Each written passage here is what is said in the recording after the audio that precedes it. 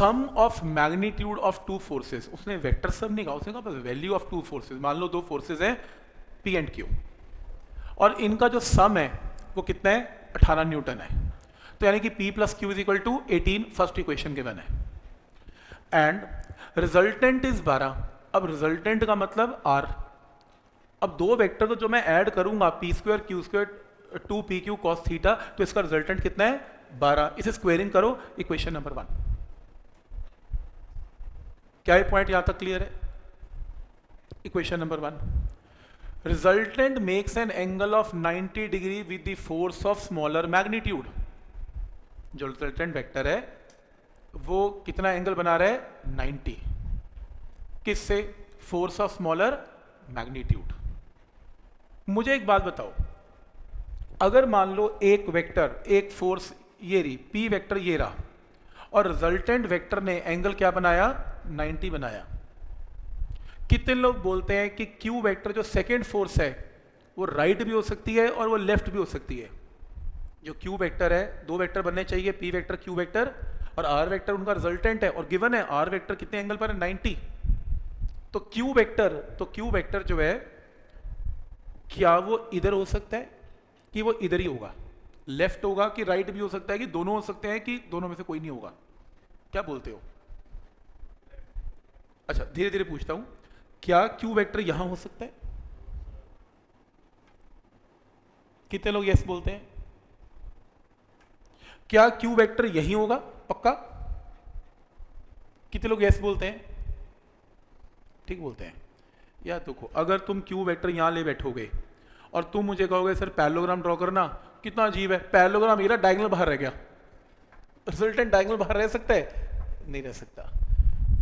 आपके सामने रिजल्टेंट तो डायगोनल होता है ना, और डायगोनल बाहर कैसे रह जाएगा? तो क्यू वेक्टर को हर हालत में इधर ही कहीं होना चाहिए, ताकि जब मैं इनका पैरेललोग्राम ड्रॉ करूं तो आर वेक्टर कहां पर आए, इनके बीच में डायगोनल की तरह 90 डिग्री पे आए।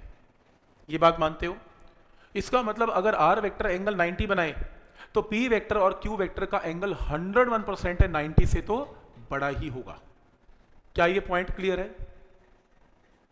ठीक है, पहली इक्वेशन क्लियर है।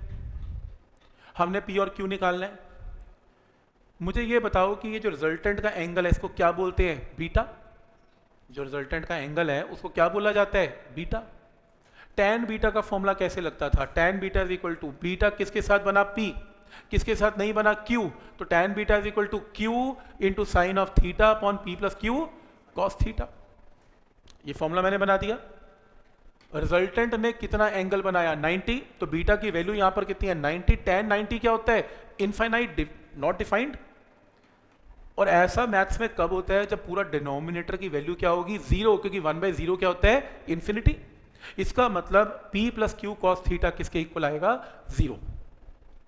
तो यहां से q कॉस थीटा क्या आएगा, माइनस p। और ऊपर मेरे को जरूरत थी q कॉस थीटा की, तो मैं उठा के इस वैल्यू को ऊपर रिप्लेस करूंगा, कितना, माइनस p। कोई डाउट इसमें? सही है। तो जब मैंने यहां पर माइनस p पुट किया, अब p प्लस क्यू क्या है, 18, तो q क्या है, 18 माइनस p, तो q को मैंने पुट किया 18 माइनस p, तो q को क्या पुट किया, 18 माइनस p। सारी इक्वेशन p में बन गई, क्वाड्रेटिक बन गई, p की वैल्यू आ गई।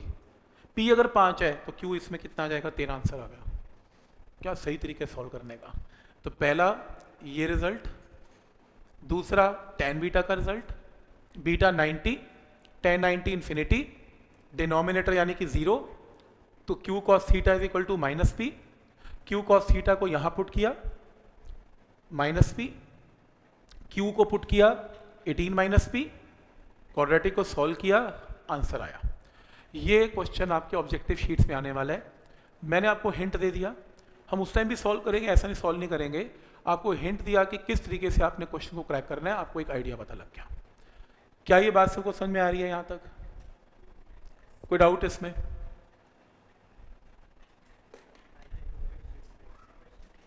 क्वेश्चन तो ये रहा। हाँ, मैं वेट कर रहा था, इसने पकड़ लिया। ये कहता सॉल्व करने की जरूरत क्यों है, ये तो पाइथागोरस से हो गया। मैंने कहा कैसे, टोटल वैल्यू कितनी है, 18, P प्लस क्यू 18, आगे क्योंकि R की वैल्यू तो कितनी दे रखी है 12, और अगर एक 12 ये साइड राइट एंगल ट्राइंगल बना हुआ है और अगर ये 12 है तो गारंटी है कि दो वैल्यूज क्या आने वाली हैं 5 और 13। ऑब्जेक्टिव के अंदर सही तरीका है, पॉइंट है वो कह रहा है करने की जरूरत नहीं ना, तुम्हें इसकी वैल्यू कितने की बने 12, तो पक्की बात है ये क्या होने वाला है 13 और 5, तभी तो सम क्या आएगा 18। डन, क्लोज, ऑब्जेक्टिव हो गया, डन।